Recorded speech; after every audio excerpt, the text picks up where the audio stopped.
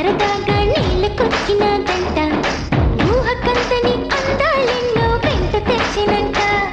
ఆ ఇంద్రధనుసునే తీసి చీరల్ని చుట్టినాదంట ఈ లోకమంతా మరి తన మెరుపులతో వెలుగు నింపినంట